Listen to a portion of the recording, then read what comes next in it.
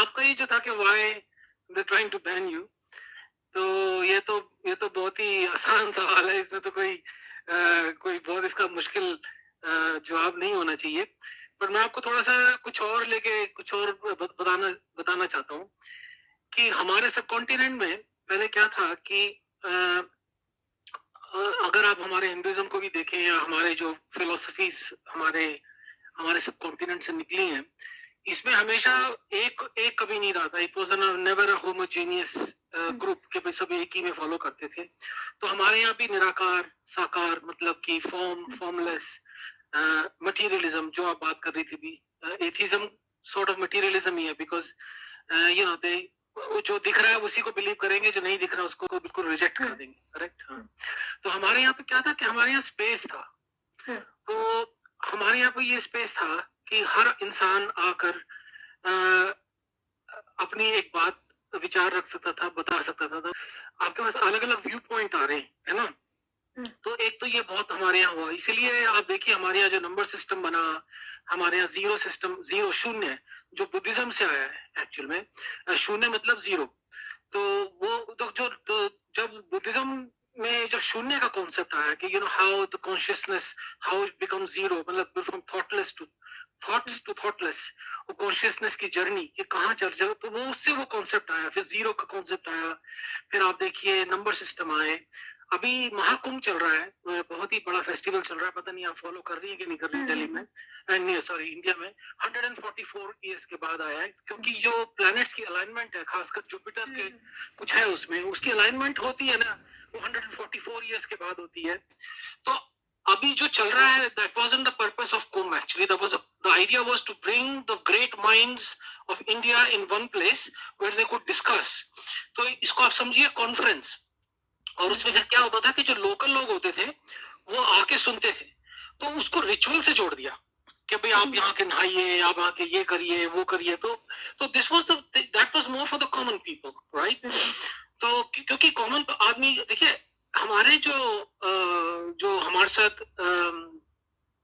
मैं क्या बोल रहा हूँ, हाँ मैं ये बोल रहा हूँ कि बात ये है, आपको ये समझना पड़ेगा, आप साइंस की बैकग्राउंड से हैं, not everybody is of the same level, right. ये तो आप समझते हैं, mentally is not everybody, emotionally, spiritually, physically they are not of the same level.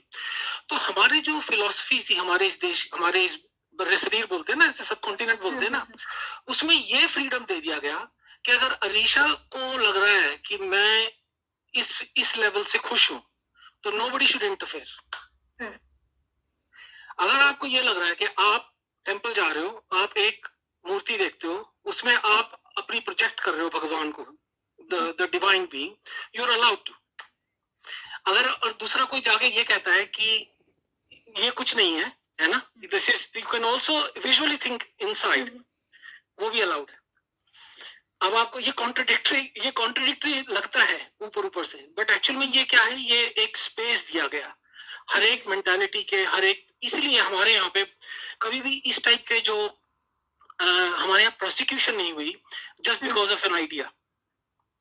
तो अब आप एक नया आइडिया इंट्रोड्यूस कर रही है मान लो समाज में, तो नेचुरली जो लोग फिक्स्ड हो गए हैं बिल्कुल अपने व्यू पॉइंट में, उनको बदल नहीं सकते, तो वो नेचुरली उनको तकलीफ तो होगी, राइट। वो तो एक रेजिस्टेंस तो आता है ना।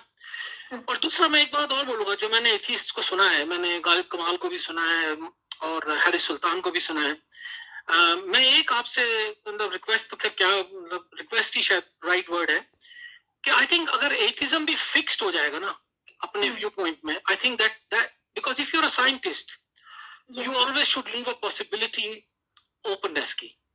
आप बिल्कुल फिक्स्ड हो जाएंगे कि नहीं यही है, तो I think then that is a dangerous position. Then you are not you personally, but then that person is no different to a fanatic, an Islamist. You understand where I'm coming from?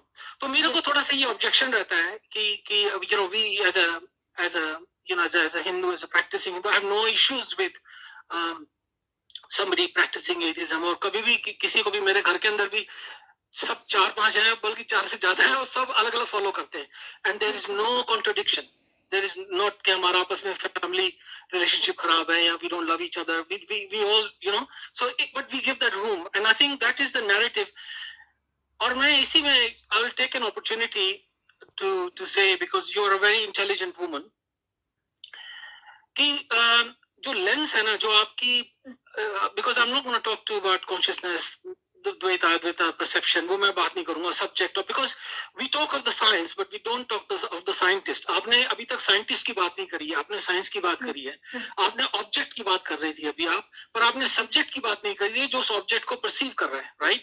तो वो किस तरह perceive कर रहा है, तो मैं जो हम वो कभी आप दोबारा मेरे को बुलाएंगे ना, तो मैं या कभी कर लेंगे इसी बात के ऊपर कि what is a relationship between object and subject.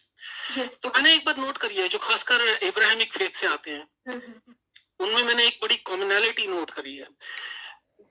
वो जो रेजिड्यू होता है ना एब्राहमिक फेथ का, and I don't blame you for it, हमारे यहाँ हिंदी में बोलते हैं संस्कार, या यूं कहिए इम्प्रेशंस, राइट?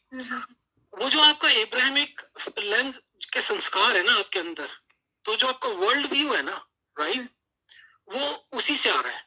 yes. उसके residue, although you have given up the faith, but फिर भी वो जो रेजिड्यू है ना वो रह गया है। तो whenever you see any faith, any religion, any philosophy, you will always see through the Abrahamic lens. Yes, right? तो जब मैं देखता हूँ एथिस्ट को देखता हूँ, और मेरा ये जैसे बोला मेरी थोड़ी शिकायत रहती है गालिब कुमार, ये हमेशा हिंदुइज्म को भी देखेंगे तो वो एक एब्राहमिक लेंस से देखेंगे, क्योंकि concept of God is very different. You know, you talked about evolution, we have no issue with evolution because we agree with evolution, right? Because ये जर्नी, लाइफ की जर्नी क्या है? एवोल्यूशन ही तो है। Think about it, the soul, your soul is evolution, right? तो हमें इसमें कोई दिक्कत नहीं है, साइंस के साथ हमें कोई प्रॉब्लम नहीं है, राइट? तो मैं यही बोलने के लिए आया था आपसे, और मेरा ये जैसे बोला मेरी थोड़ी शिकायत रहती है गालिब कुमार, ये हमेशा हिंदुइज्म को भी देखेंगे तो वो एक एब्राहमिक लेंस से देखेंगे, क्योंकि concept of God is very different. You know, you talked about evolution, we have no issue with evolution because we agree with evolution, right? Because ये जर्नी, लाइफ की जर्नी क्या है? एवोल्यूशन ही तो है। Think about it, the soul, your soul is evolution, right? तो हमें इसमें कोई दिक्कत नहीं है, साइंस के साथ हमें कोई प्रॉब्लम नहीं है, राइट? तो मैं यही बोलने के लिए आया था आपसे। तो पहली बात तो आप समझ गए कि वो आंसर दे ही दिया कि why they don't ban you, but the other thing is, and to be honest with you, now more and more I listen, जैसे आप हैं और जो इवन यू नो हमारे मुस्लिम भाई बहन हैं, मेरे को अब थोड़ा सा दुख होने लगा है। मेरे को गुस्सा नहीं आता उनके ऊपर कि भाई you know, I am just thinking आप ये क्या कर रहे हैं? जिंदगी बहुत खूबसूरत है। yes. आप ये क्या कर रहे हैं? यू नो, आप मतलब इतना वायलेंस क्यों करके?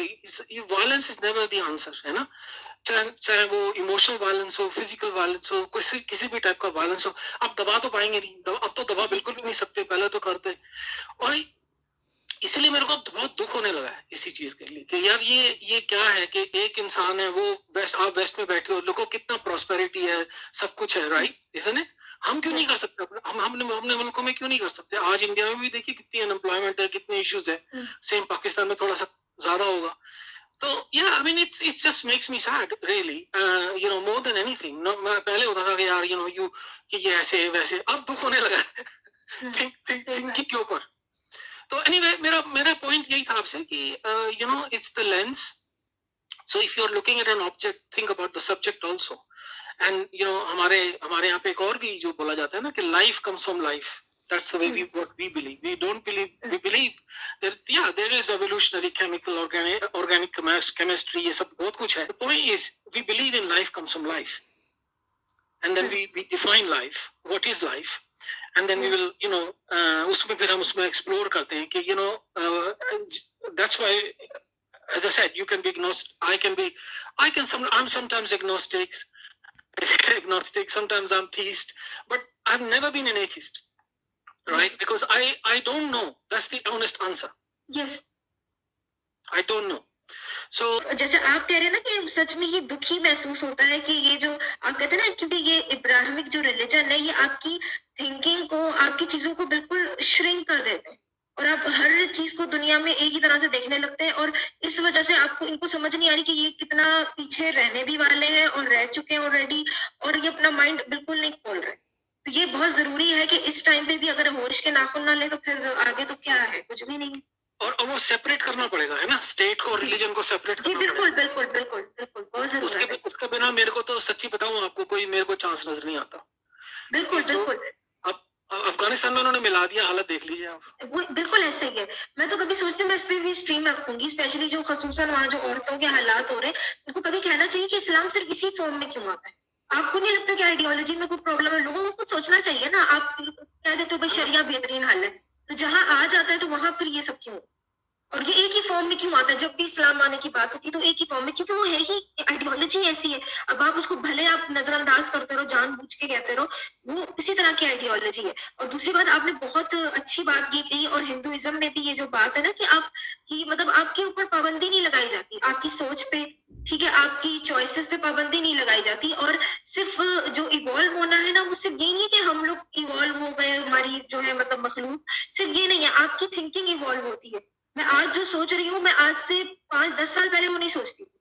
और मे भी ये बाद में और भी इवॉल्व होगा। और ये भी जो है, जैसे गॉड का भी जो कॉन्सेप्ट है, ठीक है, एथियस्ट अब हम इसलिए कहते हैं क्योंकि हमें उसके शवाहिद मिल नहीं रहे, बट यू नेवर नो कि बाद में ऐसी चीजें आ जाए, या हम खुद इतनी तरक्की कर ले कि हमें कुछ मतलब ऐसा देखने को मिले, तो then we will not be like ये तो हमारे लिए बड़ा ही गलत होगा ना कि हम वही इब्राहिमिक रिलीजन की तरह हो जाए कि अब खुदा का शवाहिद मिल भी रहा है तो हमने नहीं मानना, क्योंकि हम तो मेरा जो रिचर्ड डॉकिंस जैसे हैं थिंकर्स हैं या एथिस्ट हैं, उनके साथ बस यही प्रॉब्लम रहती है, वो बिल्कुल they close down all the possibilities, है ना। अगर आप साइंटिस्ट हैं तो आप बिल्कुल कैसे क्लोज डाउन कर सकते हैं कोई भी चीज, है ना। आप 100% डेफिनेट कैसे कह सकते हैं?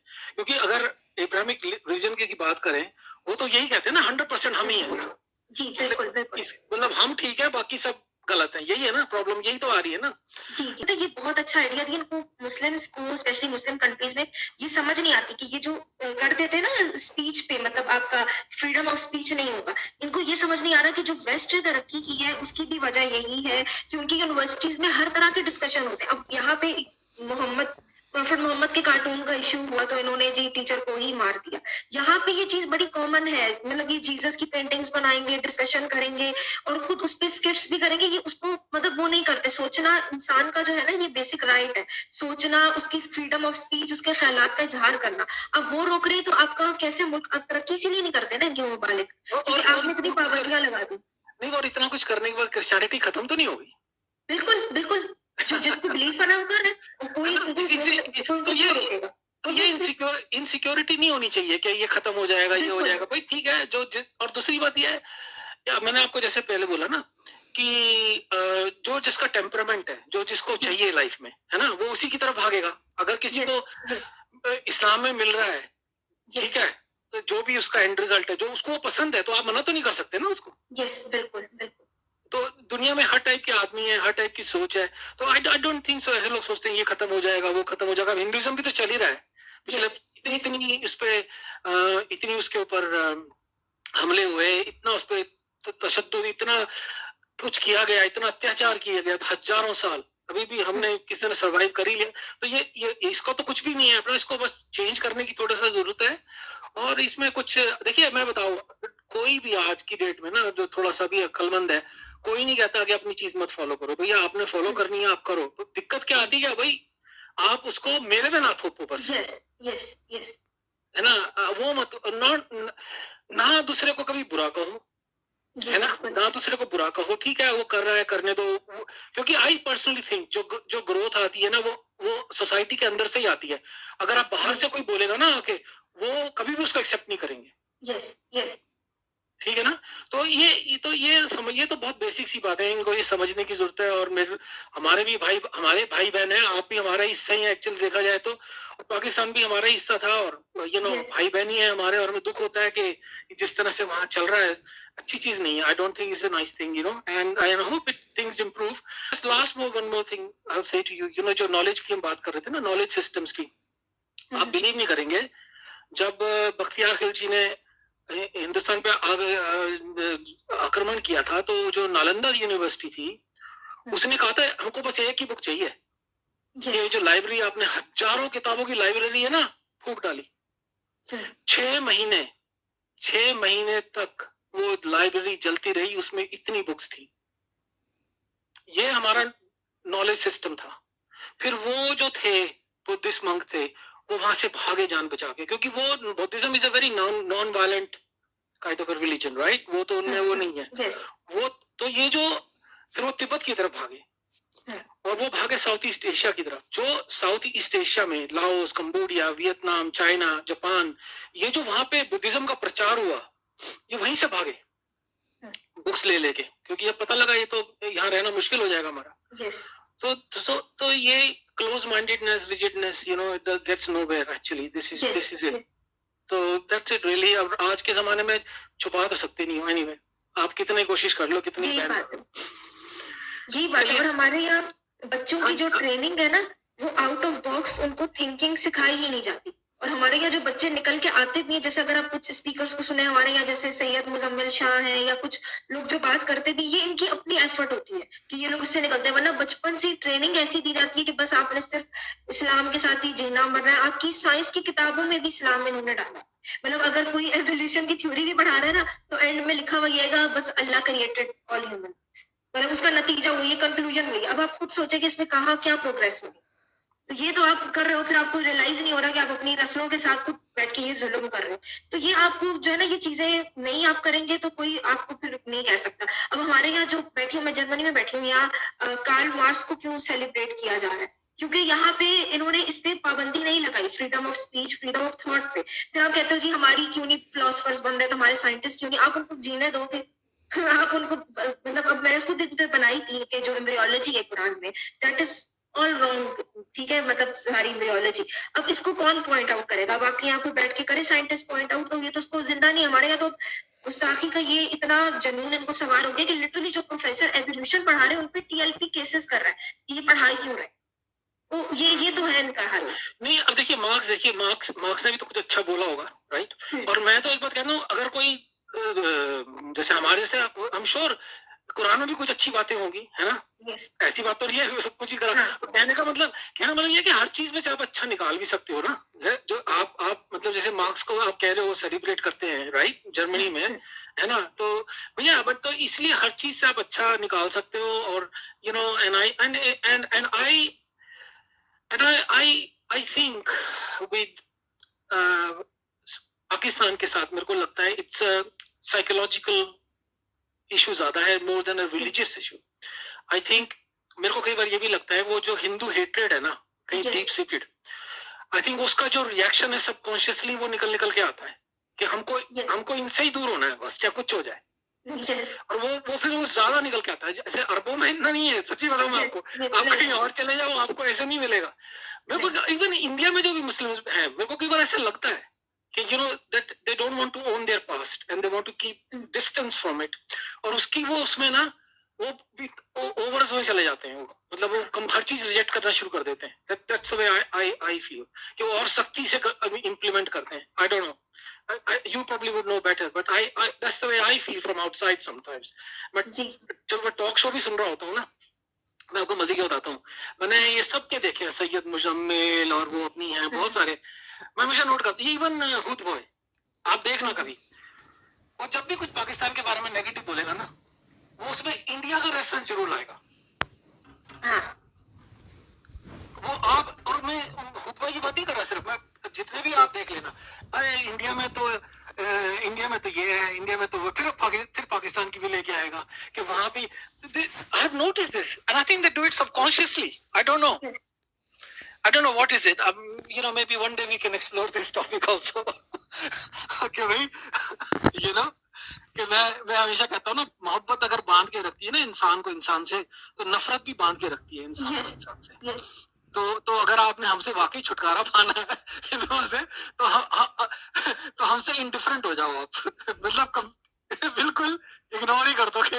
वो ये नहीं हो पाते ना। ये आप देखिए ना, आप देखिए इंडिया में तो कब से ये पाकिस्तान पे बात होती ही नहीं है, ठीक है, लेकिन पाकिस्तानी लेके बैठ जाते हैं कुछ भी वहां हो के। अच्छा वो मार्स पे जा रहे हैं, अच्छा ये हो रहा है, इन्होंने बैठ के हर चीज को क्रिटिसाइज करना फजूल में। लेकिन बस वो अब क्या कह सकते हैं हम, मतलब इनका दिमाग ऐसा बन गया। हालांकि इनका अपना खुद का अगर कभी सोचे, इसमें इनका अपना फायदा है ठीक है, आप आज ताल्लुकात बेहतर करो, आपको टूरिज्म से फायदा होगा, आपकी इकोनॉमी बेहतर होगी, आप मतलब तिजारत अच्छे से कर सकते हो। आपके जो अपने स्टूडेंट्स हैं, ठीक है, हमारे यहाँ अब बहुत से बच्चे ऐसे कि हमारे यहाँ सिर्फ जो कुछ एलीट क्लास के जो बच्चे हैं वो बाहर की यूनिवर्सिटीज में जा पाते हैं। ठीक है, इंडिया के जो स्टैंडर्ड है एजुकेशन का वो ज्यादा बेहतर है, आप वहां भेज सकते हो अपने स्टूडेंट्स को। मतलब ये कुछ भी नहीं, मतलब अब कुछ इन्होंने सोचना नहीं है, बस नफरत में और फिर अपने आप को सुपीरियर महसूस करने के लिए बस एक ही चीज लग जाती है, इस्लाम। अब मैं क्या बोलूं, अब फिर ये जब इनको जब बहुत ही जब सर से पानी गुजर जाएगा तो फिर ये आप या तो समझ आएगी या शायद तब भी नहीं, मान जैसे आपकी आवाज निकल रही है, आई एम श्योर ये तो अब इसको रोक नहीं सकते। जैसे आपने Yes. आपकी आवाज है, गालिब उमाल है, अपना हैरी सुल्तान है, और ये अपना सईद, क्या नाम है उनका, वो जो अमेरिका में है डॉक्टर, जिनके आप जाके रहते हैं, मैं मदीहा मदीहा मदिया हो गई, बहुत हो गया। अब ये आवाजें निकल रही हैं, अभी इसको रोकना बहुत मुश्किल हो जाएगा। अब आई थिंक वो कहते हैं ना कि ओशो कहा करता था कि डार्कनेस जो होती है ना, कई बार बहुत डरावनी लगती है और बहुत ऐसा लगता है कि इसको कैसे लड़ेंगे, है ना। हाँ। पर वो कहता था कि डार्कनेस को हटाने को ज्यादा कुछ नहीं करना, बस एक छोटा सा दिया ही जलाना है। बिल्कुल बिल्कुल।